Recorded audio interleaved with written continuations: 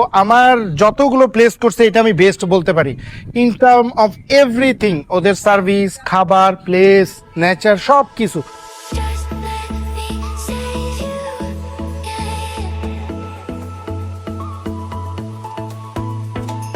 Just let me save you, yeah.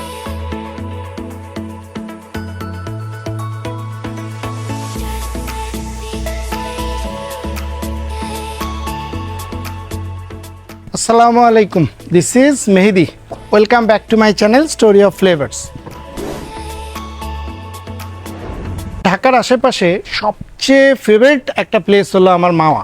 But মাওয়াতে যেটা হয় যেখানে ক্যাম অ্যান্ড কুলভাবে বা খুব বেশি ক্রাউডেড না এমন প্লেস একেবারেই আমার চোখে পড়েনি। প্রত্যেকটা প্লেস এত বেশি ক্রাউডেড যে মি টাইম যেটা কাটানো যেটা পসিবল হয় না। সো রিসেন্টলি এখানে একটা খুবই সুন্দর একটা রিসোর্ট হয়েছে, স্লো ডেক, যেটা স্লো ডেক রিসোর্ট। সো এখানে আমি আসছি। সো ঢুকার সাথে সাথেই আমার খুবই ভালো লাগছে, খুবই পজিটিভ একটা ভাইব পাইছি।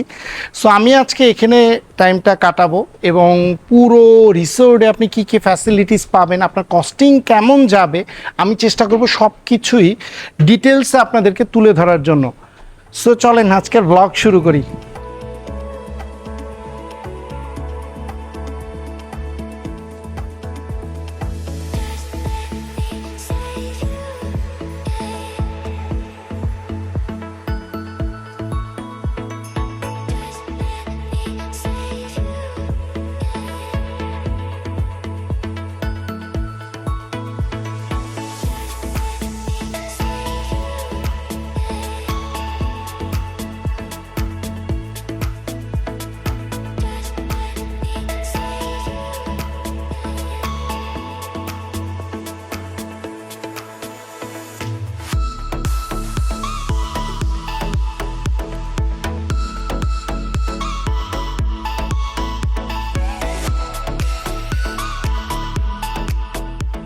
সো আপনি এখানে আসার সাথে সাথে ওরা একটা ওয়েলকাম ড্রিঙ্কস দেবে, গ্রিন ম্যাঙ্গো একটা মিন্টের জুস, সো রিফ্রেশিং।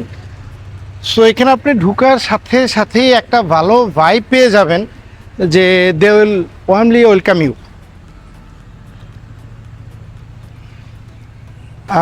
সুইমিং পুলে এখানে আপনাকে যদি ডে লং প্যাকেজে আসেন ওইটার সাথে কিন্তু সুইমিংটা ইনক্লুডেড না। তো আপনি চাইলে সুইমিং করতে পারবেন, বাট আপনাকে 450 টাকা এক্সট্রা গুনতে হবে পার পারসন। আর সুইমিং পুলটা খুব বেশি স্পেশিয়াস না, ছোটোর ভিতরে বাট সুন্দর, নিট অ্যান্ড ক্লিন। এবং সুইমিং পুলের সবচেয়ে যেটা মজা লাগছে যে সুইমিং পুল থেকে একটা ইনফিনিটি ভিউ পাওয়া যায় পদ্মার।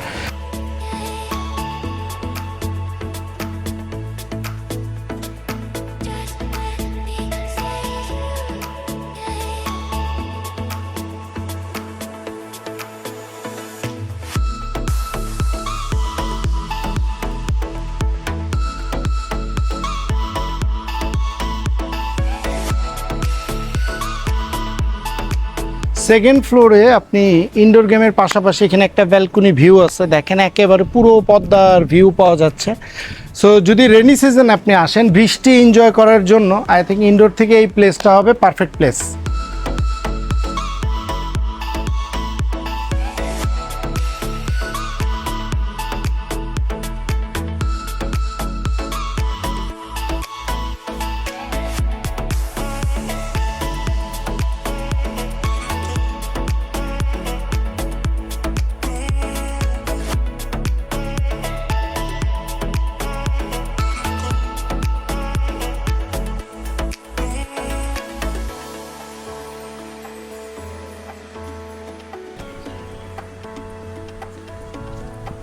একেবারেই নদীর পাশে এমন একটা প্লেস, মানে আমি বললাম তো ইনিশিয়ালি আপনি এখানে ঢোকার সাথে সাথে একটা বালি ভাইব পাবেন, ইন্দোনেশিয়ার বালি, মনে হবে যে ইন্দোনেশিয়ান কোনো রিসোর্টে আছি। সামনে আমার একেবারেই বিশাল নদী।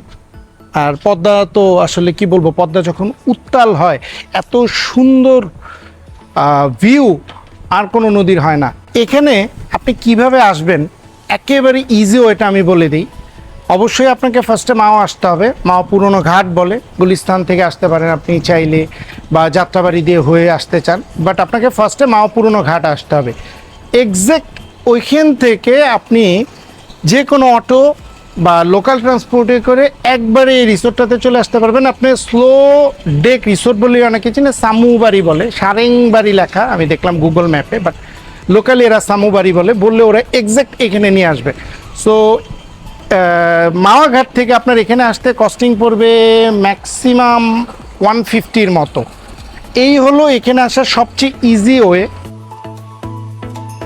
Just let me save you.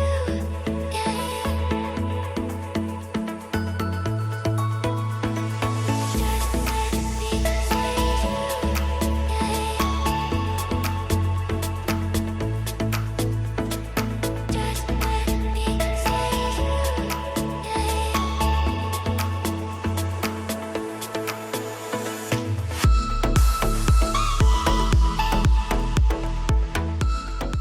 Slow ডেকে আসলে আপনার কিন্তু ভালোই পকেটে টাকা থাকতে হবে বলা যায়, কারণ এটা আসলে বলা যায় মাওয়ার এখানে আপনাকে একটা 5 স্টার ফিল দিবে। এই রিসোর্টটা একেবারে ওয়েল মেনটেন বলা যায়, প্রত্যেকটা কর্নারই well furnished and well equipped, এবং ক্লিনিংনেসের কথা যদি বলি একেবারে নিট অ্যান্ড ক্লিন। সো এখানে আসলে আপনার কীরকম কস্টিং পড়বে সেটা একটু বলে দিই। এখানে ওদের ডে লং প্যাকেজে যদি আসেন কাপলদের জন্য, যেটা এন্ট্রি অ্যান্ড লাঞ্চ, যেটা 3150 টাকা করে পড়বে। এছাড়া ওদের ডে আউট হোল টাইমের জন্য নিতে পারেন আপনি চাইলে, সেই ক্ষেত্রে আপনাকে ওয়েলকামের সাথে একটা স্ন্যাক্স দিবে, মানে একেবারে ডে ইন্ডে একটা স্ন্যাক্স দিবে, ইভিনিং স্ন্যাক্স দিবে। সেক্ষেত্রে আপনার পড়বে 3650 টাকা, এবং যেটার জন্য মিনিমাম আপনাকে 4 পার্সন আসতে হবে। এছাড়া কর্পোরেট ওরা চাইলে অ্যারেঞ্জ করে দিতে পারবে ডে লং প্যাকেজ, ওই ক্ষেত্রে আপনার পড়বে 3150 টাকা ফর 10 পার্সন। এছাড়া আপনি চাইলে এখানে সুইমিং করতে পারবেন, পদ্মাতে আপনি চাইলে বোটিং করতে পারবেন, যেটার জন্য আলাদা আপনাকে কস্টিং গুনতে হবে। সুইমিংয়ের জন্য 500-এর মতো, বোটিংয়ের জন্য 1000-এর মতো। এই আর রুম যদি বলি, এখানে আপনি যদি নাইট স্টে করতে চান, সবচেয়ে ন্যূনতম যে রুমটা সেটার প্রাইস হলো 16,000, এবং এটার কিন্তু খুব বেশি ডিসকাউন্টও থাকে না। আপনাকে ধরেই রাখতে হবে যে 15,000-এর মতো লাগবে আমার এখানে একটা থাকতে হলে। আর এদের সবচেয়ে যেটা ইন্টারেস্টিং, যেটা এখানে একটা আছে 180 ডিগ্রি লফট রুম, যেটার পার ডেতে আপনাকে 40,000 টাকা গুনতে হবে, ইনক্লুডিং এভরিথিং।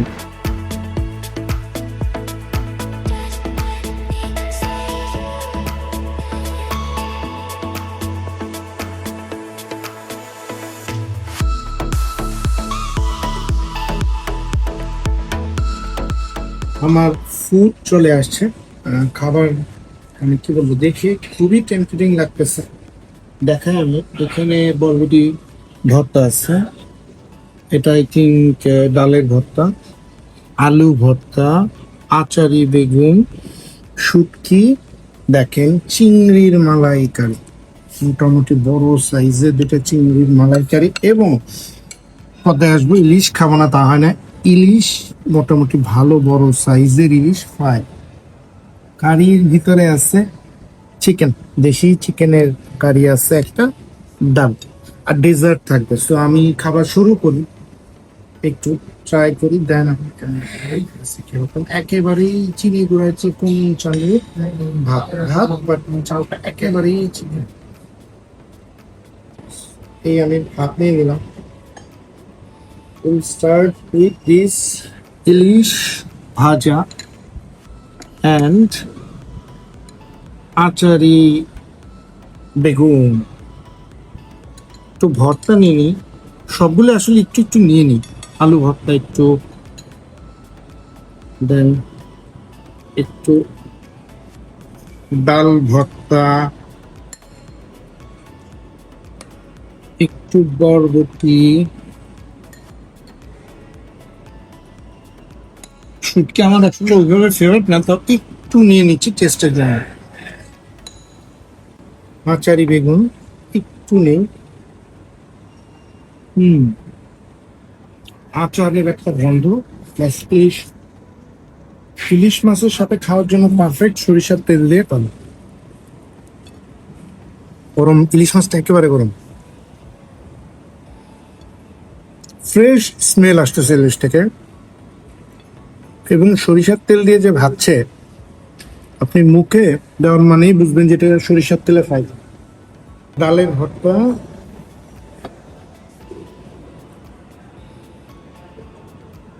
সবগুলোই সরিষার তেলে করা। আমি একটু একটু ট্রাই করতেছি, খাবারটা মজা।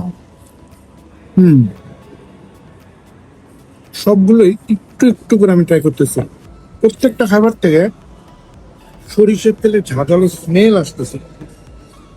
দেন সবচেয়ে আমার কাছে লোভনীয় লাগছে যেটা, এই দেখেন চিংড়ির মালাইকারি। চিংড়ির মালাইকারিটা আমি একটু নিচ্ছি, অনেক ভালো সাইজের। সো আমি অনেক 5 স্টারগুলোতেও দেখছি যে ওদের চিকেন ইলিশ বা চিংড়ি যে সাইজ, এইটার মানে এইটা হিউজ সাইজের দিয়েছে, এটার সাইজটা ভালো। তো এইটা সবচেয়ে বেশি একটু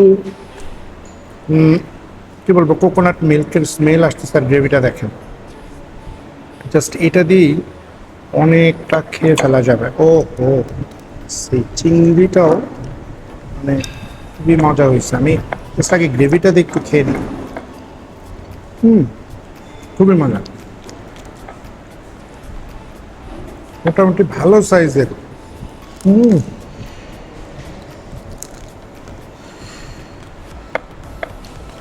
বেস্ট। একটু চিকেনটা দেখেন, কাচারি চিকেন, দেশি মুরগি দিয়ে করছে। আমি জাস্ট এক পিস, ও গ্রেভিটা, ও মাই গড, আমি জাস্ট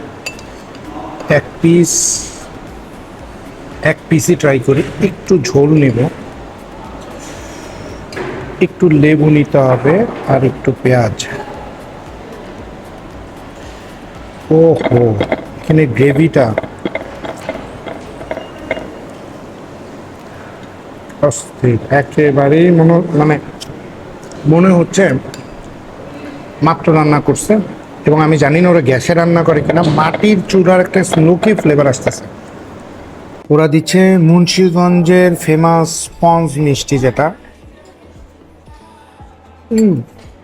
মজা। তো আমি ভাবছিলাম লোকাল, বাট না, ভালো টেস্টি। এটা ডেজার্টে থাকতেছে। সো আমার মতে এই যে ক্ষীর বা ওগুলোতে তো ভালো হয়েছে এটা। ভালো টেস্টি।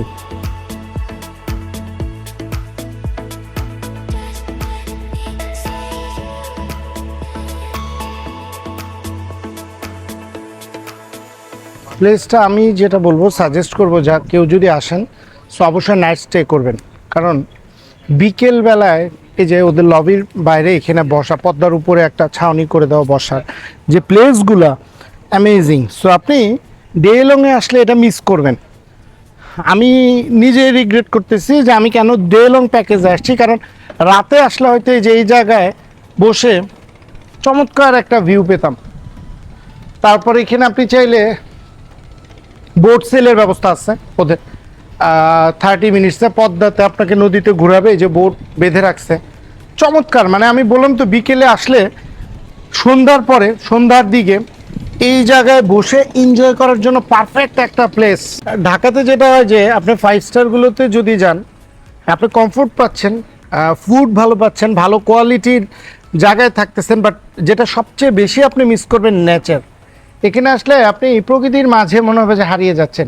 একেবারেই নিরিবিলি একটা প্লেস, আর এখানে স্টাফরা খুবই ওয়েলকামিং। সো এই ছিল আজকে আমার ব্লগ। আমার ভালো লাগছে, আমি ডেফিনেটলি রেকমেন্ড করবো এই প্লেসে আসতে। কারণ আমি অনেকদিন ধরে এই ব্লগ করি। সো আমার যতগুলো প্লেস করছে, এটা আমি বেস্ট বলতে পারি ইন টার্ম অফ এভরিথিং। ওদের সার্ভিস, খাবার, প্লেস, নেচার, সব কিছু। সো আমি ডেফিনেটলি রেকমেন্ড করবো যে অবশ্যই এখানে কারোর যদি টাকা খরচ করতে মানে প্রবলেম না থাকে, সো এখানে একদিন এসে থাকতে পারেন। আজকে আমি বিদায় নিচ্ছি, যদিও মন চাচ্ছে না, তাও আমি বিদায় নিচ্ছি। আপনারা সবাই ভালো থাকবেন এবং অবশ্যই আমার নেক্সট ব্লগের জন্য ওয়েট করবেন। টিল দেন, আল্লাহ হাফেজ।